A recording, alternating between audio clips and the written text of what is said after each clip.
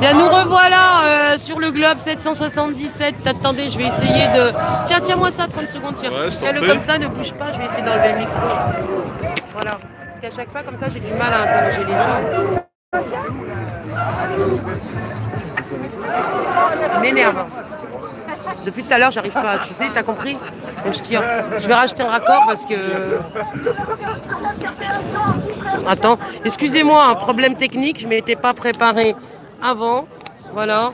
Bah écoutez, je vais tourner quand même parce que là c'est n'importe quoi. Voilà. Et ben bienvenue sur le globe, on est devant le CSA comme vous pouvez le voir là-haut, voilà. Alors au CSA, c'est ne fais rien le matin, sinon tu ne sauras pas quoi faire l'après-midi. Bon, c'est aussi... Fermez là-bas. c'est le CSA, c'est eux qui gèrent le temps de parole. C'est à eux que vous pouvez vous adresser quand vous êtes violé dans votre droit, quand vous avez une plainte à déposer, par exemple une plainte contre la stigmatisation, ou si vous estimez qu'un propos a été raciste. Et aujourd'hui, la haute autorité de l'audiovisuel, elle gère aussi cette fabrique d'opinion, si vous voulez. Répéter à longueur de journée ou montrer uniquement des images de violence à propos des gilets jaunes, eh bien ça fabrique une fausse image, ça écorne les revendications et du coup on ne voit plus que ça. Et c'est un peu ça, c'est un peu la dictature de la pensée auquel on a affaire aujourd'hui. Évidemment, le CSA, je ne dis pas qu'il ne fait pas son travail. Pour qu'il fasse son travail, il faut le saisir, il faut le savoir. Il faudrait des pétitions. Il faudrait des pétitions et il faut faire des actions administratives. Donc là, normalement, je crois que il doit y avoir une délégation qui doit être reçue prochainement au CSA. Voilà.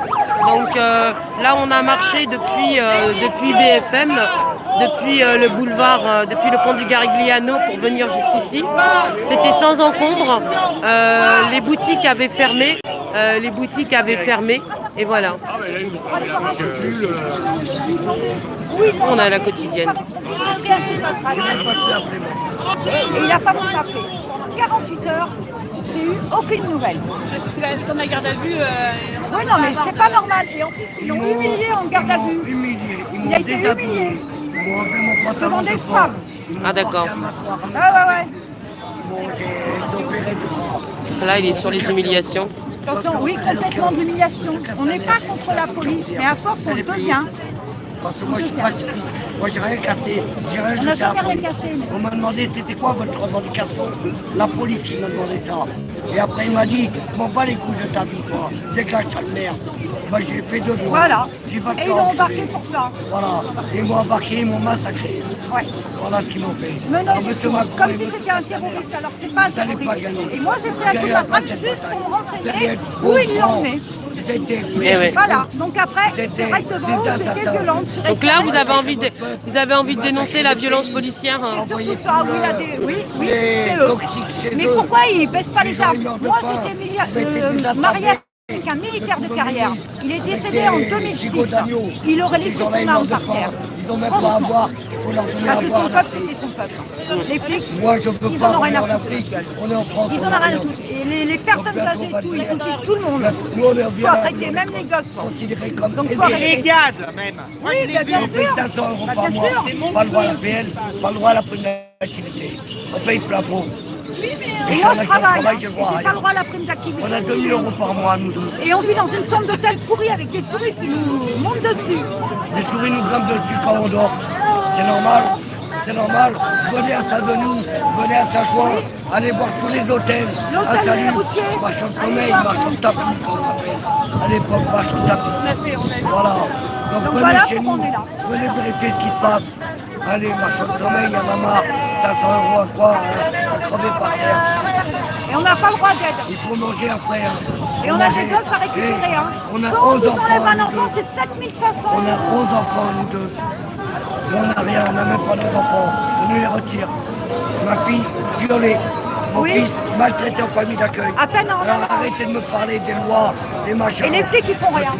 Moi, j'ai été violé moi-même. Alors M. Macron venez me parler et on va parler table sur table, carte sur table. Et là, j'ai été un homme devant vous. Devant la justice, je serai un homme.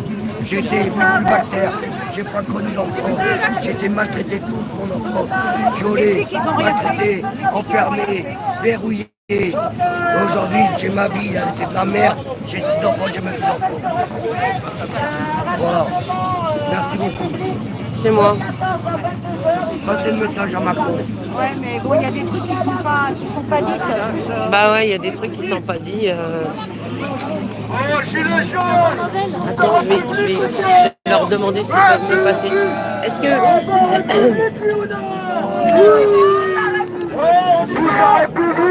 Moi, je veux bien répondre à des questions si vous en avez. Ça va, là, on fait Non, mais par rapport aux revendications qui sont aujourd'hui, parce que la marche, en fait, elle se base surtout sur le droit, sur le traitement de l'information qui est fait. Donc, c'est vraiment ça le sujet aujourd'hui. Donc, il faut en parler parce que l'image qui a été relatée, qui est rapportée, c'est plutôt des images de violence, de choses comme ça, qui ont écorné les revendications. Et trop d'images de violence, eh bien ça tue la revendication et on est noyé dedans, malheureusement. Donc là, on était 10 minutes devant le CS1 et on va reprendre.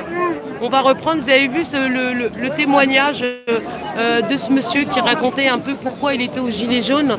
Donc franchement ça fait mal quoi. On n'a pas de mots devant la souffrance. Alors vous avez vu au sein des Gilets jaunes, il y a des personnes aussi qui souffrent et qui souffrent depuis des années et il faut respecter cette souffrance et c'est pour ça qu'ils sont là aussi aujourd'hui. Mais quand ils sont humiliés de la sorte, évidemment qu'ils sont violés dans leurs droits constitutionnels aussi. Il y a des agissements qu'on peut dénoncer. Après, moi je suis pas quelqu'un, comme je vous l'ai déjà dit plusieurs fois, je suis pas quelqu'un qui aime globaliser les choses. Tiens, je vais aller voir Faouzi puisqu'il est là. Voilà. Vous êtes le garde du corps? Non. Non, mais moi je voudrais filmer Faouzi. Ah d'accord, vous me laissez passer, merci monsieur. Parce qu'on était à peu près 250 000 à manifester ce jour-là. Donc il est évident qu'avec 40 unités de brigade de forces de l'ordre qui représentent entre 4 000 et 4 500 forces de l'ordre, eh ben, comment voulez-vous contenir 250 000 personnes? Ce n'est pas possible. Donc à ce moment-là, la vérité ressort et on voit qu'ils ont été obligés d'avouer des fautes d'ordre. Alors qu'en fin de compte, c'est juste du maintien de l'ordre. On ne peut pas maintenir l'ordre de la même façon avec 3 000 ou 4 000 personnes qu'avec 250 000 personnes. Donc la vérité, à ce moment-là, doit sortir. Un dernier mot peut-être, vous souhaitiez, vous êtes debout. Ah mince, alors on est sous 2 secondes, mais je vais une dernière question sur le CSA. Oui, mais ça va comment alors Alors on annule. Et après c'est fini. C'est une question CSA. Faut lui mettre la casquette. Ben ouais. Il la garde. Tu mets la casquette à ta caméra. Ah, ils sont en train de tous se barrer. C'est bon? Oui, un mot sur le... Là vous souhaitiez rencontrer le CSA, vous voulez quoi en fait? Ben, effectivement, une équité dans la partialité, dans l'écoute et dans l'opinion publique. Qu'on puisse avoir ce droit d'équité, d'être reçu, de pouvoir se prononcer, de pouvoir s'expliquer. Et puis, voilà, que les gens s'expriment, puissent s'exprimer. Bien souvent, les gens qui sont invités sur les débats, on peut voir, c'est des gens qui sont habituellement habitués sur les débats, qui sont invités au quotidien. Mais le vrai problème, c'est que notre parole à nous, déjà, on n'est pas des spécialistes du débat.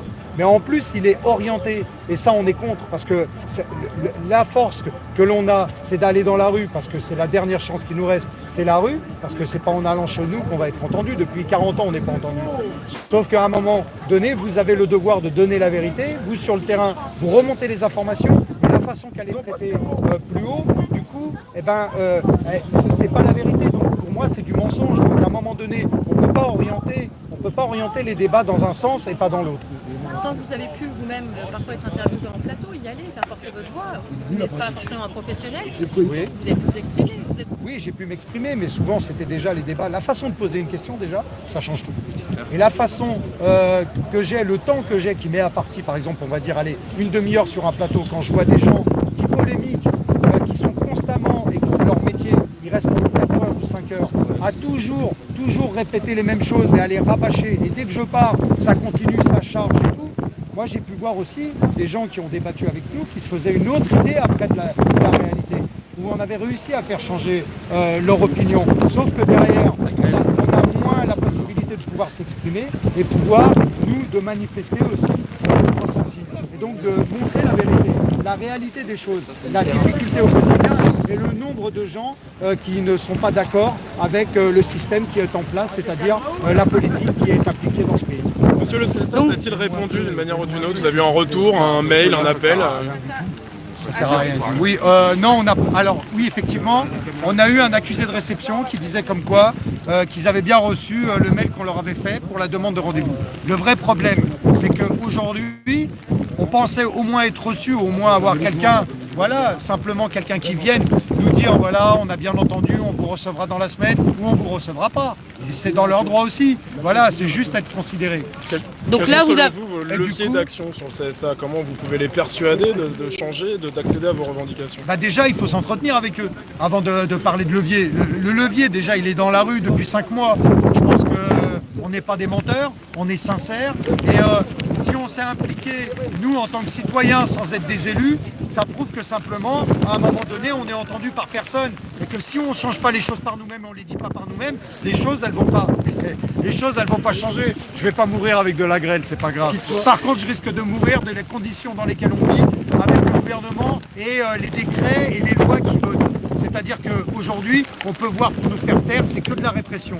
Et ça, on peut voir que dans le discours d'Emmanuel Macron et les journalistes qui étaient présents, aucun n'a posé la question concernant aux conditions de tous les blessés et des gens qui ont été mutilés et de la condition qu'on est traité. Donc il y a une forte répression et ça, on n'est pas d'accord. Bon, avant, vous laissez vous abriter. Non, mais toi aussi, t'es mouillé. Hein. Oui, Il faut qu'il soit équitable par rapport à la pour les politique. conditions météo sont évidemment optimales. Est-ce que vous allez rester jusqu'à que vous soyez entendu par le CSA pour aujourd'hui concrètement? Non, ça sert à rien. Ils ont reçu notre mail. Il y a un accusé de réception qui dit qu'ils l'ont reçu. On reprendra contact avec eux. Et si c'est pas aujourd'hui, bah, on les oublie pas et on peut leur rendre visite un autre jour. Hein. Vous savez, des manifestations, on peut en rendre. Sauf qu'on espère quand même que dans la semaine, ça se débloquera. Mais de toute façon, on va les recontacter pour dire que par politesse, il aurait été quand même convenable de nous recevoir. Est-ce que vous pouvez donner le prénom, nom et votre fonction? Je suis Fawzi Lelouch, gilet jaune. Tout simplement, et je suis dirigeant associatif dans la ville de Sevran, au même titre que des milliers de personnes qui sont venues manifester pour manifester leur désarroi et espérer enfin avoir une équité par rapport au traitement des médias. Voilà, tout simplement. Alors là, Fawzi, là tout à l'heure, tu évoquais les 14 blessés de la semaine prochaine. Est-ce que tu estimes qu'ils ont eu le même traitement médiatique? Non, c'est pour ça qu'alors moi je tiens à expliquer aussi qu'on a porté plainte. Oui. En long que signataire de la manifestation de la semaine dernière, avec un avocat qui s'appelle David. On a porté plainte juste pour essayer que les gens qui ont été blessés, nassés, puissent aussi avoir un recours et porter plainte. Et tous les gens qui ont été blessés,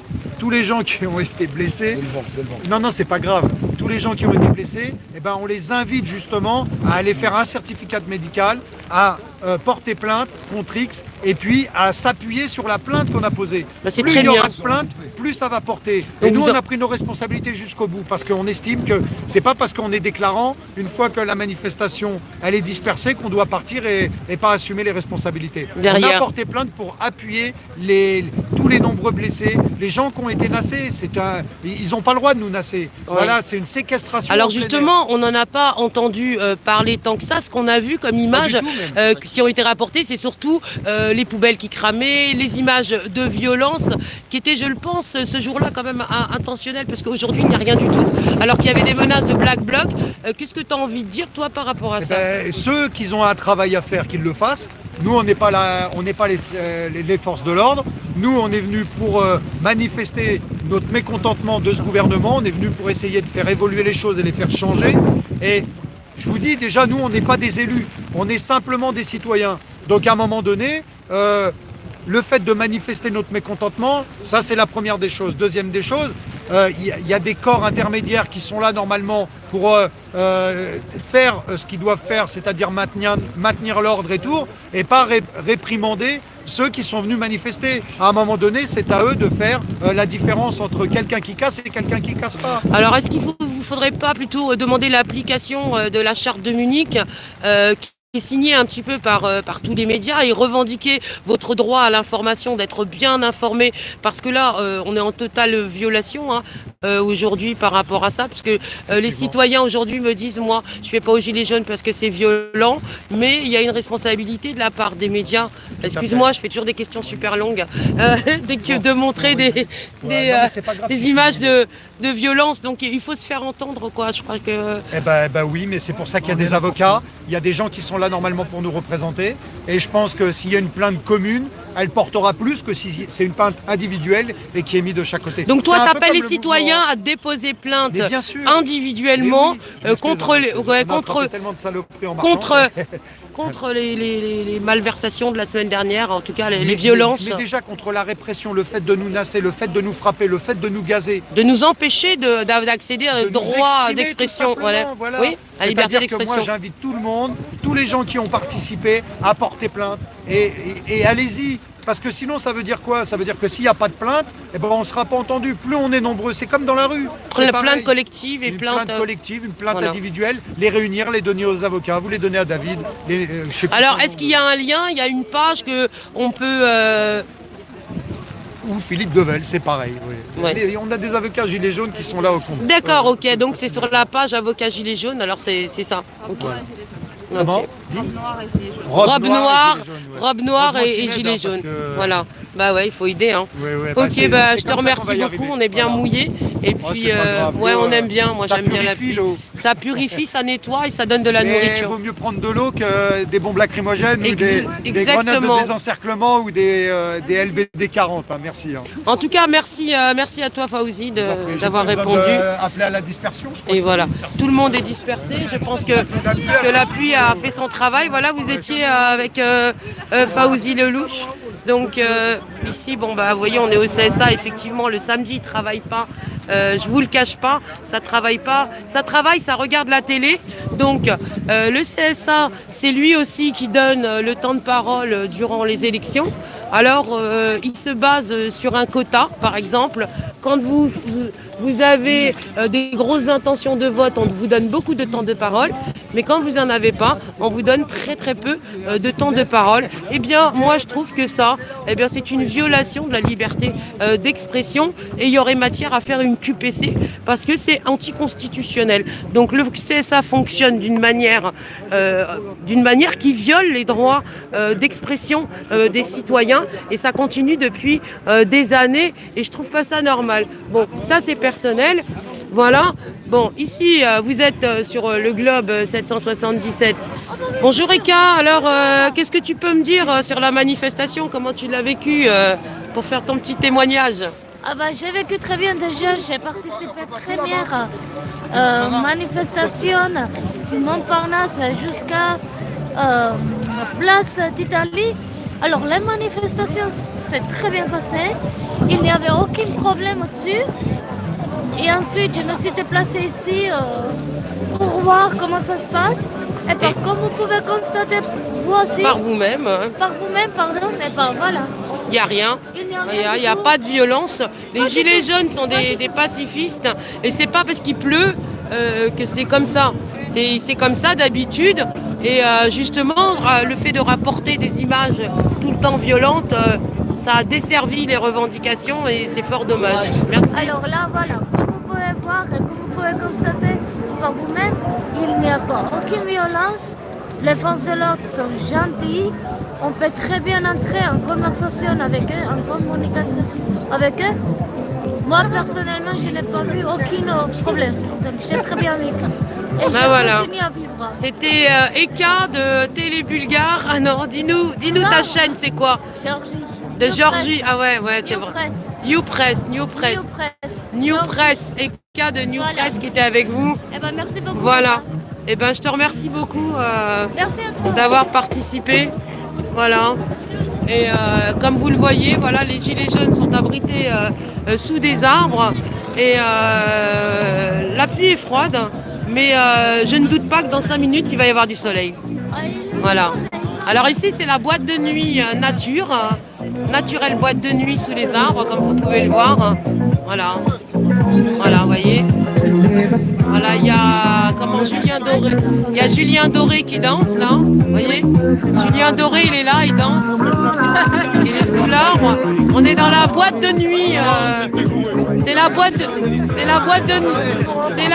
boîte de nuit en arbre, vous voyez. Voilà. Ah, c'est 5 € l'entrée. C'est 5 €. Moi, je vais payer l'entrée. Voilà, vous êtes en direct du Globe 777. Regardez les gilets jaunes. Voilà. Ils sont pas violents. Voilà. Ils sont pas violents pour un rond. Voilà. Au pied du CS1, abrité par les arbres, donc comme vous pouvez le voir. Et c'est ça les images des gilets jaunes, vous voyez. Donc moi je vais vous laisser parce que là ça va être la fin, probablement bientôt la dispersion. Et voilà, bah écoutez, partagez. Merci d'avoir participé à ce live sur la chaîne la plus censurée sur cette terre. Voilà, j'en fais évidemment la censure, moi j'en fais un produit de promotion, j'en fais un produit de marque, la chaîne la plus censurée. Voilà, donc vous pouvez partager ou vous pouvez censurer, mais partagez plutôt. Voilà. Ok, je vous laisse sur le Globe 777, paix, justice, vérité et lumière.